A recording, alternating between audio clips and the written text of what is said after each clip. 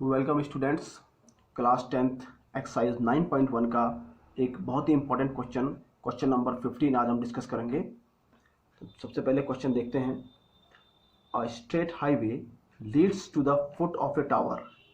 A man standing at the top of a tower observes a car at an angle of depression of 30 degree which is approaching the foot of the tower with a uniform speed.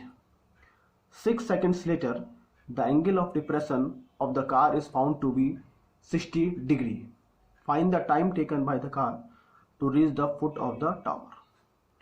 अब देखिए इस question को हम कैसे solve करेंगे।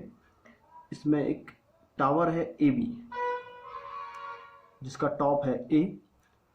यहाँ पर एक आदमी एक कार को अप्रोच करता है जिसका एंगल ऑफ डिप्रेशन है 30 डिग्री, जो कि यूनिफॉर्म स्पीड से इस टावर के फुट की तरफ आ रही है।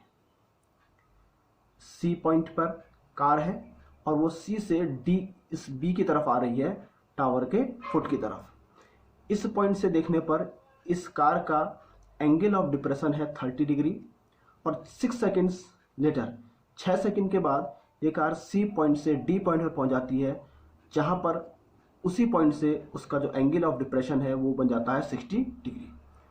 तो हमें ये फाइंड आउट करना है कि डी पॉइंट से बी तक यानी कि टावर के फुट तक पहुंचने में इसको कितना टाइम लगेगा।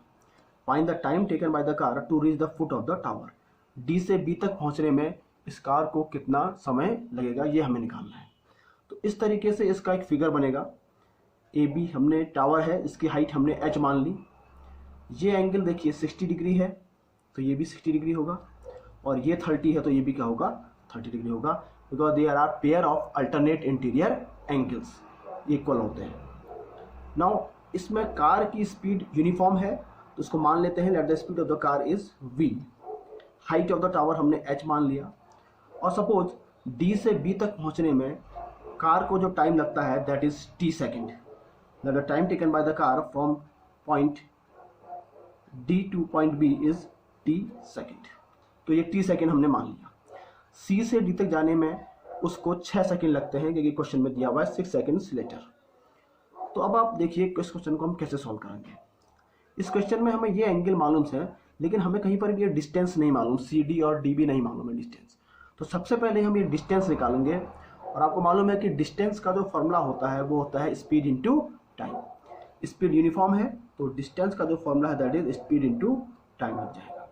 तो अगर आप देखें कि सी से डी तक की जो डिस्टेंस है वो कैसे निकलेगी। कार की स्पीड यूनिफॉर्म है v, स्पीड v होगी, और टाइम सी से डी तक आने में 6 लग रहा है तो v इंटू 6 यानी 6v। तो इसका मतलब ये है कि ये जो स्पीड आपकी दिखा रहा है दैट इज 6v, ये आपकी डिस्टेंस 6v हो जाएगी। सिमिलरली अगर आप देखें d से b तक का हमने t माना और ये डिस्टेंस dv क्या हो जाएगी v इंटू टी vt। तो हमने क्या किया, ये formula distance is equal to speed into time apply किया और उसको लगा के हमने ये डिस्टेंस cd और dv निकाल दी। It is 6v and it is vt। तो इस तरीके से हमारा ये क्वेश्चन बना। अब हम देखिए कैसे इसको सॉल्व करेंगे आगे। अब अगर आप देखें तो इसमें हमें मालूम है cd 6v, ये vt, तो पूरी डिस्टेंस कितनी होगी cb। What is cb? cb करने के लिए दोनों को हम ऐड कर लेंगे 6v प्लस vt। v इसमें कॉमन ले लिया तो कितना बचा 6 प्लस t। अब देखिए जैसे हम पहले भी क्वेश्चन सॉल्व करते आ रहे हैं, हम किसी राइट एंगल ट्राइंगल को कंसीडर करेंगे और उसमें ट्रिग्नोमेट्रिक रेशियो 10 का यूज करेंगे क्योंकि परपेंडिकुलर और बेस का हमें दिया गया है। तो सबसे पहले ट्राइंगल ABD ले लेते हैं। इसमें अगर हम देखें 1060 लगा के तो 1060 के सामने वाला AB अपॉन BD होगा, परपेंडिकुलर और बेस। तो 1060 हमने लगाया इस ट्राइंगल ABD में। AB इज व्हाट, हमने H माना, और BD अभी हमने निकाला VT। ये डिस्टेंस कितनी आई थी V। यहाँ पर V क्या है, कार की स्पीड है, और T क्या है, D से B तक कार को पहुंचने में लगा गया टाइम। तो ये आया, इसको हमने क्रॉस मल्टीप्लाई किया तो H is equal to √3 into VT। हमने इसको इक्वेशन नंबर 1 मान लिया।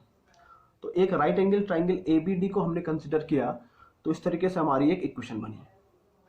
अब अगर हम देखते हैं दूसरा राइट एंगल ट्राइंगल इसमें कौन सा है, तो इट इज ABC।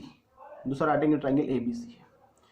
इसमें भी हम 10 इसका ट्रिग्नोमेट्रिक रेशियो निकाल सकते हैं।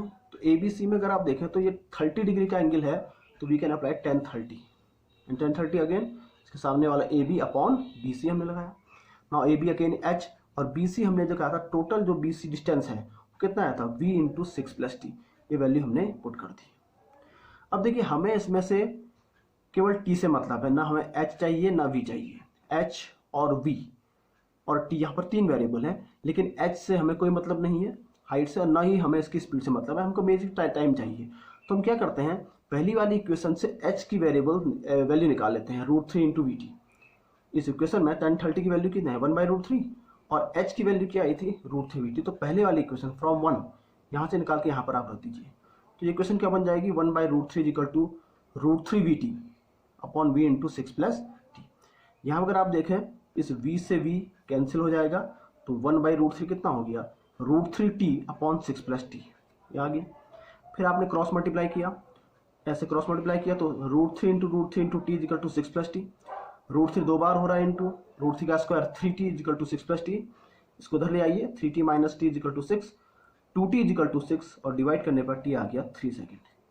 मतलब यह है कि इस कार को इस D पॉइंट से B पॉइंट तक पहुंचने में जो समय हमें निकालना था वो आया 3 सेकेंड। तो इस तरीके से इस क्वेश्चन को हम सॉल्व करेंगे। फिगर बनाइए क्वेश्चन का, सबसे इंपॉर्टेंट है इसमें ये डिस्टेंस फाइंड आउट करना। तो डिस्टेंस अगर आपकी निकल जाएगी स्पीड इनटू टाइम फॉर्मूले से, उसके बाद इन दोनों राइट एंगल ट्राइंगल में आपने tan 30 और tan 60 का ट्रिग्नोमेट्रिक रेशो लिया, दोनों इक्वेशन को सॉल्व किया और सॉल्व करके जो अननोन वेरिएबल्स थे H और V उनको कैंसिल आउट हो गए और आपका आंसर T में निकल गया। तो the final answer is the time taken by car from point D two point B is 3 seconds. Thank you.